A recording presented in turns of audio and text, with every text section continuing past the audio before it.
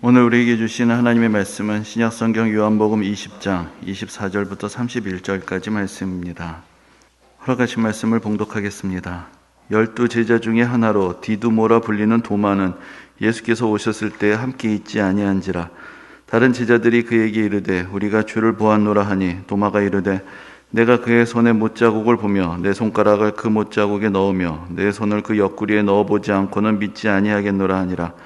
여드레를 지나서 제자들이 다시 집 안에 있을 때 도마도 함께 있고 문들이 닫혔는데 예수께서 오사 가운데 서서 이르시되 너에게 평강이 있을지어다 하시고 도마에게 이르시되 내 손가락을 이리 내밀어 내 손을 보고 내 손을 내밀어 내 옆구리에 넣어보라. 그리하여 믿음 없는 자가 되지 말고 믿는 자가 되라. 도마가 대답하여 이르되 나의 주님이시요 나의 하나님이시니이다. 예수께서 이르시되 너는 나를 본고로 믿느냐? 보지 못하고 믿는 자들은 복되도다 하시니라. 예수께서 제자들 앞에서 이 책에 기록되지 아니한 다른 표적도 많이 행하셨으나 오직 이것을 기록함은 너희로 예수께서 하나님의 아들 그리스도이심을 믿게 하려 함이요 또 너희로 믿고 그 이름을 힘입어 생명을 얻게 하려 함이니라. 아멘. 지난 주일은 예수님의 부활을 경축하는 부활절이었습니다. 하지만 예수님의 부활은 예수님이 부활하셨던 그날에 모든 제자들에게 동시에 경험되었던 것도 아니었고 또 모든 제자들이 예수님의 부활을 그 부활하셨던 첫날부터 확신하며 기뻐했던 것도 아니었습니다. 성경의 기록에 의하면 예수님께서는 부활하시고 40일을 제자들과 함께 하셨습니다. 좀 더 정확하게 말하자면 그 40일 동안 여러 번 제자들에게 나타나셨습니다. 먼저는 막달라 마리아를 만나주셨고 또 엠마오로 가는 길에 두 제자에게도 나타나셨습니다. 그리고 예루살렘에 함께 제자들이 모여있을 때 또 고기를 잡으러 갈릴리로 돌아갔을 때 그들을 찾아오시기도 하셨습니다. 예수님께서 승천하시기까지 40일간의 기간은 예수님의 제자들이 예수님의 부활을 여러 가지 모양으로 경험하고 확신에 이르게 되었던 기간이었다고 할 수 있습니다. 그래서 때때로 그들 사이에서 부활을 경험하고 인식하고 이해하고 받아들이는 데 있어서 차이가 나기도 했습니다. 바로 오늘 본문은 그러한 사정을 잘 보여주고 있습니다. 오늘 봉독해드린 본문 바로 앞에 예수님께서 제자들이 모여있을 때 나타나셨던 그 사건이 기록이 되어 있습니다. 제자들은 예수님의 무덤이 비어있다는 소식과 또 막달라 마리아가 예수님을 만났다는 그 소식을 들었지만 그러나 아직 예수님의 부활을 믿지 못하고 여전히 두려워하며 함께 모여 있었습니다. 한편으로는 예수님의 죽으심의 그림자 그 안에 슬픔과 두려움 속에 그대로 머물러 있었고 또 한편으로는 또 무덤이 비어 있었다라는 그런 소식이 주는 혼란 속에서 이해할 수 없는 이 상황을 어떻게 받아들여야 되는지 알 수 없어 하며 불안함 속에서 그날 그 저녁 함께 모여 있었던 것입니다. 그런데 그들 가운데 예수님이 찾아오십니다. 예수님은 십자가형으로 상처받으신 그 손과 옆구리를 보이시면서 바로 예수님 당신이심을 제자들에게 증명해 보이십니다. 그리고 너에게 평강이 있을지어다 라고 말씀을 하시고 그들이 이제 성령을 받고 예수님의 보내심을 받아 죄 사함의 구원의 역사를 전파하는 자들이 될 것이라고 그렇게 말씀을 하셨습니다. 그런데 이 놀라운 은혜의 자리에 빠져 있었던 사람이 있었습니다. 그 사람이 바로 오늘의 주인공인 도마입니다.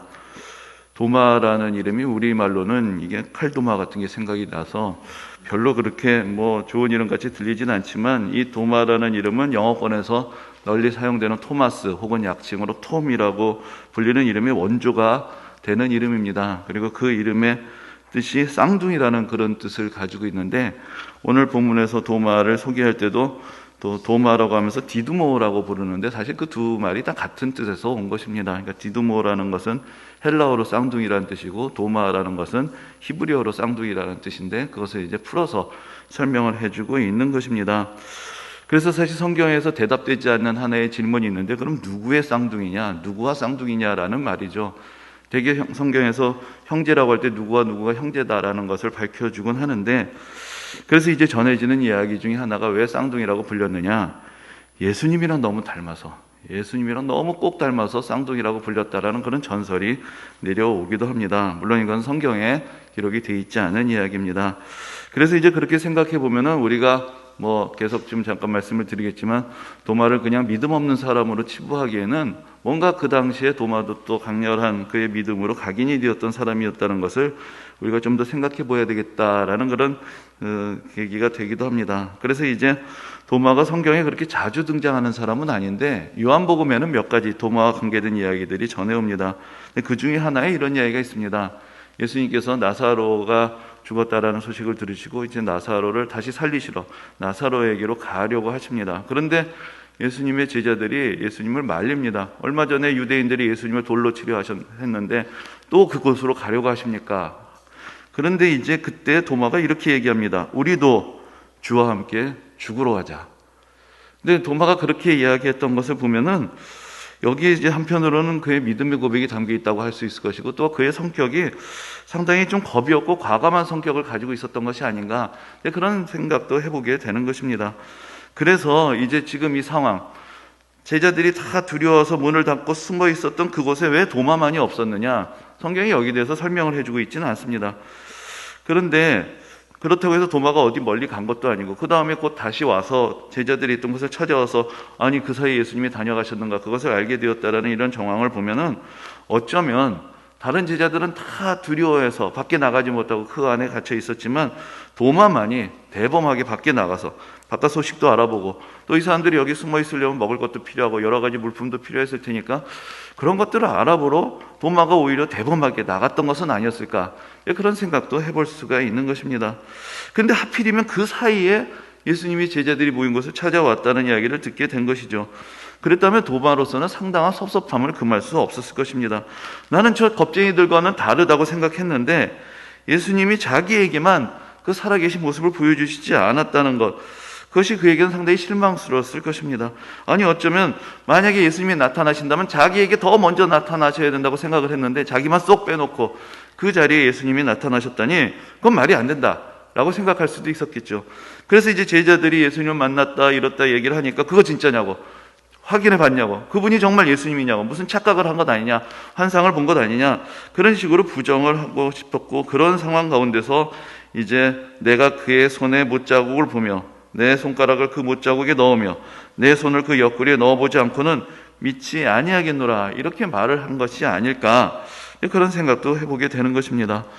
그런데 바로 이 말 때문에 이제 도마에게는 늘 의심 많은 도마라는 그런 별명이 따라다니게 됩니다. 그런데 어떻게 생각하면 이것은 조금 부당한 평가가 아닌가라는 생각도 듭니다.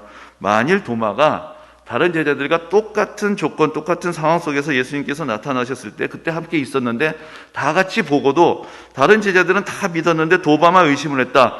아마 도마가 다른 제자들보다 의심이 많다. 이렇게 이야기를 할 수가 있겠죠. 하지만 다른 제자들이 다 예수님을 만났을 그 당시에 도마만 없었던 것이기 때문에 그래서 도마가 예수님이 나타나신 것을 경험하고도 의심했다기보다는 정확하게 말하자면 예수님을 만났다고 주장하는 그 다른 제자들의 믿음을 의심했다. 이렇게 이야기하는 것이 좀 더 정당하지 않겠는가라고 생각을 해봅니다. 그래서 도마가 의심 많은 사람의 대명사가 되어버렸고 그래서 도마의 이야기가 의심하지 말고 일단 무조건 믿어라라는 그런 어떤 권면의 근거처럼 사용되곤 하는데 하지만 오늘 본문을 우리가 잘 읽어보면은 그러한 우리의 어떤 선입관 때문에 우리가 놓치고 있다는 것을 다시 한번 보게 됩니다. 오늘 본문에는 도마가 했던 정말로 중요한 고백이 담겨 있습니다. 그런데 우리가 그것을 자꾸 간과하고 놓치고 그냥 도마는 믿음이 없었다라고만 생각을 하게 되는 것입니다.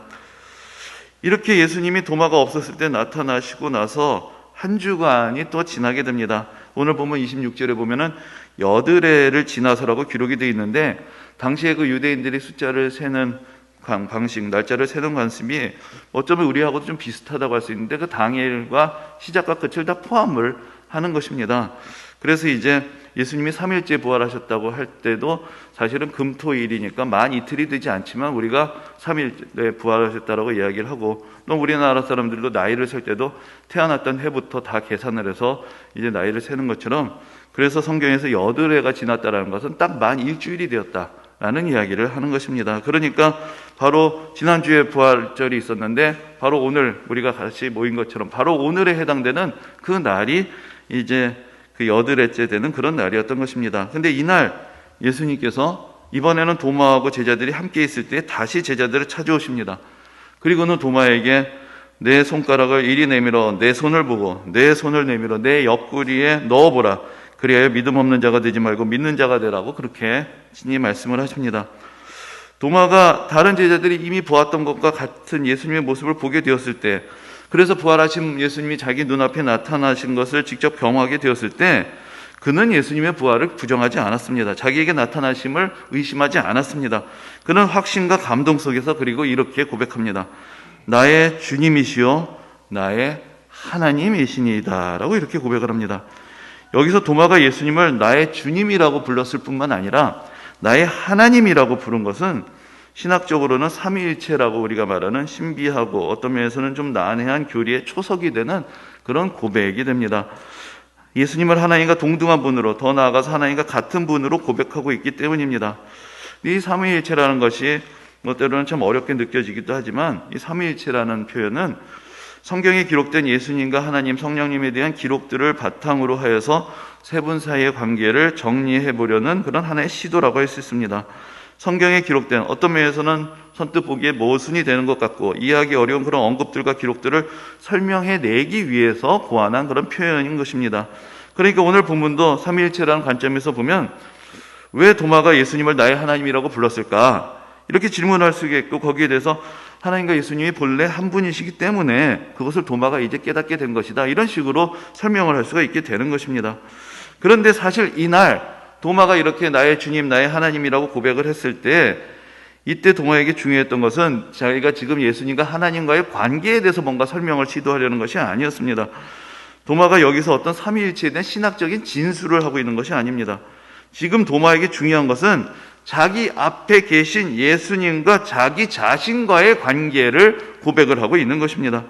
지금 자신의 눈앞에 나타나신 부활하신 예수님, 그가 이전에 알던 그 모습 그대로, 아니 그가 마지막에 감히 가까이 따라가지도 못하고 먼 발치에서 보아야 했던 그 고통의 십자가에 달려있었던 그 상은 그대로 가지시고 그대로 자기 눈앞에 나타나신 예수님, 그리고 자신이 했던 말을 다 기억하시면서 그의 믿음을 도우시기 위해서 어쩌면 이번에는 자기 자신을 위해서 특별히 다시 찾아오신 예수님, 죽음을 이기신 분, 그분에게서부터 느껴지는 하나님의 영광의 광채, 그리고 그분이 바로 나를 제자로 부르셨다는 사실, 그리고 그동안 내가 처음 예수를 믿고 따를 때부터 3년간 동고동락했던 모든 기억들, 경험들, 예수님이 행하셨던 이적, 예수님의 모든 말씀, 그것들이 그 무아리송 마음속에서 떠오르면서 지금 예수님께서 내 이름을 부르시고 나와 함께 계시고 내가 이 놀라운 분과 이 자리에 함께 있다라는 그 감격, 흥분이 그로 하여금 주님을 향하여서 나의 주님이시오, 나의 주인이 되시는 분, 내가 믿고 따르는 분, 내가 섬기는 분일 뿐만 아니라 나의 삶을 인도하시고 주관하시는 분, 하나님과 같이 내가 믿고 경배하고 찬양하는 분이라고 고백하게 된 것입니다. 여러분, 부활하신 예수님을 만난다는 것은 제자들에게 어떤 의미가 있었을까요? 그것은 다만 예수라는 분이 죽지 않고 다시 살아나셨다라는 어떤 객관적인 사건에 대한 팩트를 전해주는 것이 아닙니다. 우리가 지난 시간에도 이야기를 나눴지만 더 중요한 것은 부활에 대한 경험과 믿음과 확신이 그들의 삶에 주었던 도전과 그들에게 일어났던 변화에 있습니다. 예수님의 부활의 목격자, 증인이 된 것은 그들로서는 그들 자신은 물론 이 죽을 수밖에 없는 인간의 몸, 인간의 운명, 인간의 저주받은 삶에 베풀어 주시는 하나님의 놀라우신 은혜, 축복의 선언이었고 그들이 이 세상을 바라보고 자기 자신에 대해서 생각하던 모든 것들을 송두리째 뒤바꿔 놓는 경험이 되었습니다.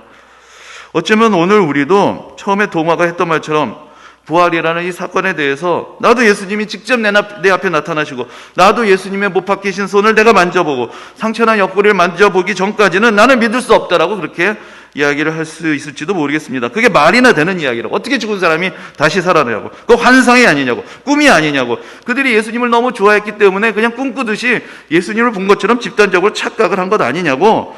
그렇게 제자들이 전하고 있는 목격담을 깎아내리려고 할지도 모르겠습니다.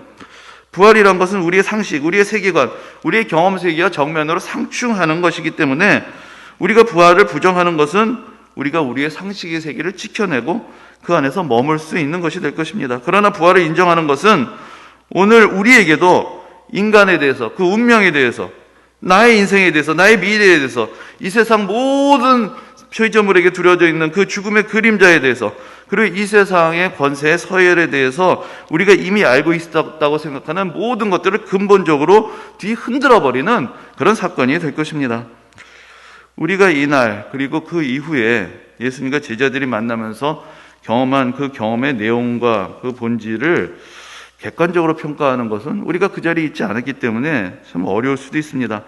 그러나 이날 있었던 일, 이 첫 번의 부활절, 그리고 첫 번의 부활절 이후에 제자들이 연이어서 경험했던 그 부활에 대한 목격의 결과로서 그들의 삶이 어떻게 변화하게 되었는지에 대해서는 우리가 좀 더 확실하게 이야기를 할 수 있고, 그런 제자들의 삶의 변화를 통해서 그때 예수님을 만났던 그때의 그 경험들이 다만 착각이나 환상이라고 하기에는 얼마나 강렬하였고 얼마나 사실적이었는가, 거기에 대해서 우리가 충분히 이야기를 할 수 있습니다.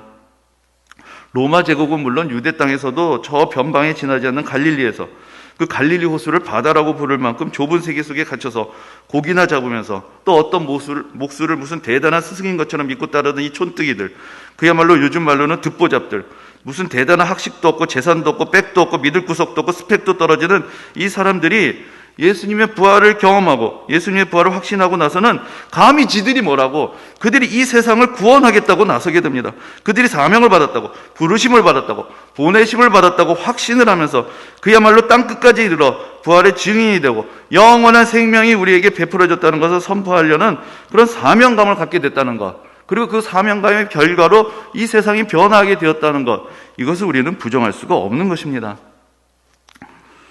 오래전에 1492년에 이탈리아 제노바 출신의 탐험가였던 크리스토퍼 콜럼부스가 스페인 이사벨라 여왕으로부터 지원을 받은 세 척의 배를 이끌고 인도를 찾겠다고 찾아 나서게 됩니다.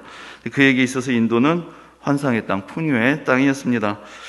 그런데 사실 스페인을 찾아가기 전에 먼저 포르투갈을 찾아갑니다. 그래서 서쪽으로 항해를 하면은 인도에 곧 도착할 수 있다라는 그의 계산을 설명을 하면서, 그 당시에 사실 스페인보다는 포르투갈이 더 해상 진출에 적극적이었기 때문에 먼저 포르투갈의 지원을 받고자 했습니다. 그러나 그가 포르투갈의 지원을 받는데 실패했기 때문에 그 대신에 포르투갈과 그 경쟁 관계에 있어서 스페인을 찾아가서 그의 이사벨라 여왕을 설득하고, 그래서 결국 지원을 받아낼 수가 있게 된 것입니다. 그런데 이 포르투갈 사람들이 콜럼버스의 말을 믿지 않았던 것과 이사벨라 여왕이 콜럼버스의 말을 믿어주었던 것에는 사실 공유되어 있는 전제가 있었는데 많은 사람들이 그것을 놓치고 있습니다. 그것이 무엇이냐면은 사실 이미 포르투갈 사람들은 인도로 가는 길을 알고 있었다라는 사실입니다. 이미 포르투갈 사람들은 1488년에 아프리카 대륙의 최남단을 발견하고 거기를 희망봉이라고 이름을 짓습니다. 그리고 이제 여기만 돌아가면 바로 저쪽에 인도로 가는 길이 열린다는 것을 그들은 이미 알고 있었습니다. 그리고 그들은 그동안 오랜 항해의 경험을 통해서 지구라는 것이 콜럼버스가 계산한 것보다 훨씬 크다는 것도 알고 있었습니다. 그렇기 때문에 콜럼버스의 말을 받아들일 수가 없었던 것입니다. 그리고 스페인으로서는 포르투갈이 이제 곧 인도를 먼저 발견하고 차지하게 될지 모른다는 그런 조바심이 있었기 때문에, 그래서 어느 정도 모험을 감대하고라도 포르투갈을 제칠 수 있는 방법을 찾아야 했고, 그런 상황 속에서 콜럼버스에게 기회를 주고자 했던 것입니다. 콜럼버스가 자신이 인도를 찾아내었다고 헛소리를 하기 시작한 지 6년 후인 1498년에 포르투갈의 바스코 다가마가 진짜 인도에 도착합니다. 그런데 이 포르투갈 사람들이 인도에서 만났던 것은 우리가 잘 알고 있는 힌두교 신자들, 또 이미 유럽보다 먼저 아시아로 진출했던 이슬람 교도들 뿐만이 아니었습니다. 그들은 그곳에서 기독교인들도 발견을 하게 됩니다. 그래서 서로 간에 대화를 합니다. 그러면서 그들이 같은 신앙을 가지고 있었다는 것을 확인을 하지만 얘기를 하다 보니까 뭐가 좀 달라요. 이게 좀 족보가 다른 것이죠. 이 포르투갈에서 온 그 카톨릭 신자였던 이 사람들은 예수님의 제자 중에서 베드로가 으뜸이고, 그래서 베드로가 첫 번째 교황이 되었고 그의 지도 아래서 교회가 세워졌다라고 그렇게 믿고 있었습니다. 그런데 인도의 기독교인들은 뭐라고 얘기하느냐? 예수님의 제자 중에 자기네들은 도마가 최고라고 생각을 한다는 것입니다. 그러면서 이 포르투갈 사람들이 인도를 찾아오기도 더 전에 1400년도 더 전에 도마가 인도에 와서 이미 기독교를 전했고, 그래서 그들은 도마 이래로 조상 대대로 지금까지 기독교 신앙을 가지고 왔다라고 그렇게 얘기를 합니다. 정말로 예수님 제자 도마가 인도까지 갔는지에 대해서 성경에는 기록이 없습니다. 그리고 학자들의 견해도 좀 엇갈리기도 합니다. 하지만 실제로 그 당시에 갈 수 있었다라는 물리적인 사실 자체에 대해서는 긍정하고 있습니다. 전에 예수님께 나드 향유를 부어드렸던 그 마리아에 대해서 이야기를 하면서 나드의 원산지가 어디냐? 히말라야다라고 말씀을 드린 적이 있습니다. 그러니까 이미 인도하고 로마 사이에서는 교역로가 열려 있었고 많은 사람들과 상품들이 오가고 있었던 것입니다. 그리고 그 서방에도 전해지는 책 중에 3세기 초쯤 기록된 것으로 보이는 도마 행전이라는 책이 있습니다. 근데 이 책에는 도마가 인도로 가게 된 과정, 그것과 관계된 전설들이 소개가 되어 있습니다. 대략 간단하게 요약을 해보면은 예수님께서 제자들에게 온 세상으로 가서 복음을 전하라고 말씀하셨던 그때에 마침 인도의 왕 군다포로스라는 사람이 아빠네스라는 상인을 보내가지고는 왕궁을 지을 목수를 구해오라고 했다고 합니다. 근데 그 아빠네스가 예수님을 만나게 됩니다. 예수님이 예수님을 섬기는 종인 도마를 목수로 가서 왕궁을 지으라고 인도로 보내셨다라는 그런 이야기가 기록이 되어 있습니다. 그리고 나서 그 후에 도마가 인도에 가서 어떻게 복음을 전하게 되었는가, 그런 이야기들이 상세하게 기록되어 있는 그런 책이 전해져 오고 있습니다. 그러니까 도마가 인도로 갔다는 전설이 기록되어서 나오고 있는데, 또 실제로 도마가 인도에 와서 교회를 세웠고 자신들이 그들의 믿음의 후손이라고 주장하는 사람들이 있으니 갔다고밖에 믿지 않을 도리가 있겠습니까? 인도에는 지금도 도마가 전한 신앙을 계승하고 있다고 생각하는 사람들이 800만 명이 넘습니다. 그들은 도마가 인도에 와서 복음을 전했고 순교했다라는 그들 나름의 전승을 지금까지 간직해오고 있고, 그 믿음을 가지고 2000년 동안 이교도들 사이에서 많은 박해와 어려움을 당하면서도 신앙을 이어오고 있습니다. 도마에게 있어서나 다른 제자들에게나 예수를 믿는다는 것, 예수님이 부활하셨다는 것을 믿는다는 것, 부활하신 예수님을 그들의 주님으로 모시고 살아간다는 것, 예수님을 찬양하고 경배하고 믿고 순종하며 산다는 것은 그들의 인생의 경계를 무한적으로 확장하고 새로운 모험과 도전에 나서게 하고 감히 이 세상을 죽음의 권세로부터 구원해내고 영원한 생명의 축복을 전하겠다라는 그런 사명감으로 가득 차게 하는 것이었습니다. 오늘 본문의 마지막 구절에서 이렇게 말씀합니다. 오직 이것을 기록함은 너희로 예수께서 하나님의 아들 그리스도이심을 믿게 하려 하며 또 너희로 믿고 그 이름을 힘입어 생명을 얻게 하려 함이라. 예수님의 부활, 그리고 그 부활에 대한 목격과 증언을 기록하고 있는 것은 그냥 그런 사건이 일어났다라는 것을 전해주는 것, 아니 어디 저 멀리서 일어났던 그런 어떤 낯선 이야기들 우리에게 들려주고자 하는 것이 아닙니다. 바로 우리들 모두를 위한 이야기라고 전해주고 있는 것입니다. 우리가 예수 그리스도께서 하나님의 아들 그리스도이심을 믿고 그 이름을 믿는 자들에게 주시는 생명을 우리가 누릴 수 있도록 예수 그리스도의 부활을 기록하고 전하고 그 부활의 증인들의 삶을 우리에게 보여주어서 우리도 그 부활의 증인된 사람들이 경험했던 그 놀라움과 축복에 동참할 수 있도록 우리를 부르는 초대장이다. 그것을 우리에게 가르쳐주고 있는 것입니다. 부활하신 예수님을 목격했던 충격과 감동과 기쁨 속에서 도마는 예수님을 향하여 나의 주님, 나의 하나님이라고 고백합니다.